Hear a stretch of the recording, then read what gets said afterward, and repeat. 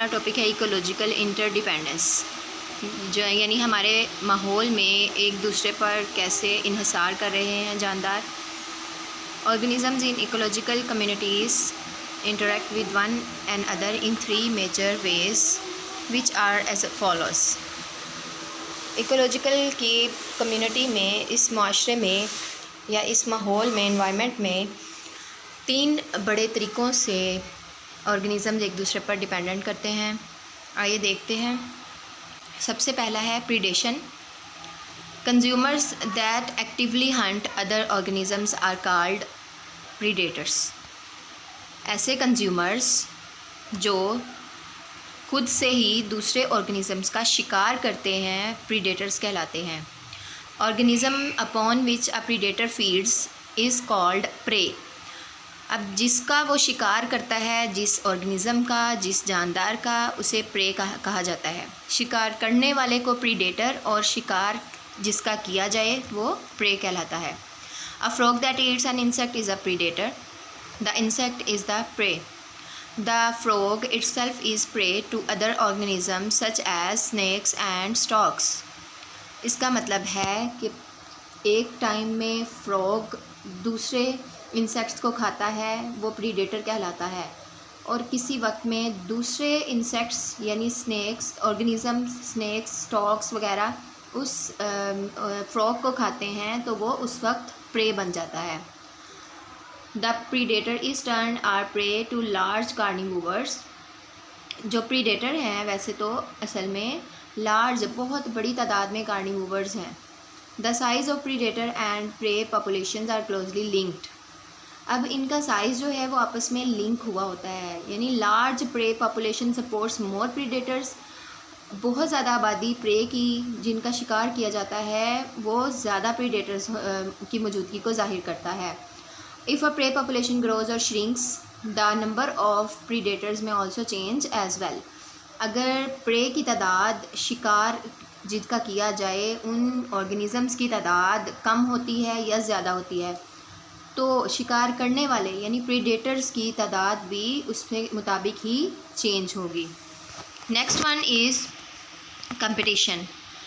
Competition occurs when two or more individuals or populations attempt to use the same resource of environment. मुकाबला उसी वक्त ही होता है जब दो या दो से ज़्यादा लोग या ऑर्गेनिज़म्स एक ही चीज़ को यूज़ करना चाहते हों, उनके पास एक ही चीज़ का रिसोर्स हो, ज़रिया हो, तो वो उसमें कंपटीशन स्टार्ट हो जाता है। आप इसमें एग्जांपल्स दे सकते हैं। फूड, वाटर, शेल्टर और सनलाइट। किस चीज़ के लिए इंडिविजुअल लड़ सकता है? ये तमाम चीज़ों के लिए। We know that every environment has limited amount of resources.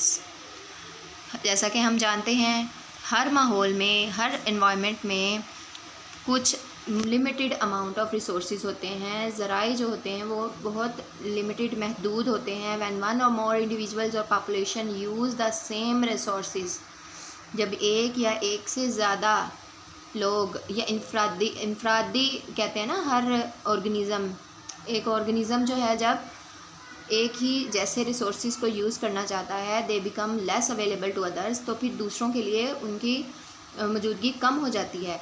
Competition can occur among individual with in a population, जिसकी वजह से इसके नतीजे में मुकाबला शुरू हो जाता है।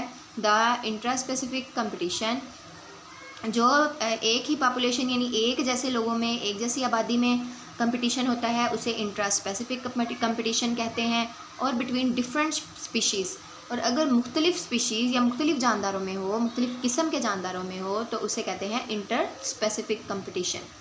तो हमने दो तरह के कंपटीशन पढ़े, intra specific and inter specific. अगर सेम स्पीशीज़ या सेम पॉपुलेशन के लोगों में कंपटीशन होगा वो होगा इंट्रा स्पेसिफिक, और अगर डिफरेंट पॉपुलेशन या डिफरेंट स्पीशीज़ में होगा तो वो होगा interspecific competition. Next third one is symbiosis. Symbiosis होता क्या है? Relationship where two species live together closely is called symbiosis. जहाँ पर दो तरह की स्पीशीज़ आपस में जुड़ कर रह रही हैं, करीबी उनका ताल्लुक़ होता है, उन्हें कहते हैं symbiosis. The type of symbiosis is in which one species get benefit while the other species is neither benefited nor harmed is called commensalism. अब देखें, अगर दो स्पीशीज़ हैं, फॉर एग्ज़ाम्पल एक स्पीशी को फ़ायदा हो रहा है दूसरी को यूज़ करने से, लेकिन जो दूसरी वाली है उसको ना तो कोई फ़ायदा हो रहा है और ना ही कोई नुकसान पहुंच रहा है, इस टाइप को कहेंगे कॉमेंसलिज़म। कॉमेंसलिज़म के बाद दूसरी है म्यूचुअलिज़म। कॉमेंसलिज़म की एग्जांपल हम देख लेते हैं। For example lichens and small plants grow on the trunks of big trees. आप देख सकते हैं एक बिग ट्री लेफ़्ट साइड पे दिखाया जा रहा है, उसके ऊपर छोटे प्लांट उग रहे हैं। अब ये जो छोटा सा प्लांट है, ये बिग ट्री से फूड वगैरह ले रहा होगा, न्यूट्रिएंट्स ले रहा होगा, लेकिन उस बिग ट्री को कोई नुकसान नहीं पहुंच रहा और ना ही कोई फ़ायदा हो रहा है। They get nutrients from tree while the tree gets no harm or benefit. A symbiotic relationship, दूसरा हम देखते हैं कौन सा रिलेशनशिप है, in which both species get benefit is called mutualism. ऐसा सिम्बियोटिक रिलेशनशिप जिनमें दोनों स्पीशीज़ फ़ायदा उठा रही हैं उन्हें कहते हैं म्यूचुअलिज़म। म्यूचुअल का मतलब भी आप जानते हैं, म्यूचुअल कहते हैं बाहम, म्यूचुअलिज़म जो दोनों फ़ायदा उठा रही हैं species. An example is the relationship between flowers and the insects that pollinate them.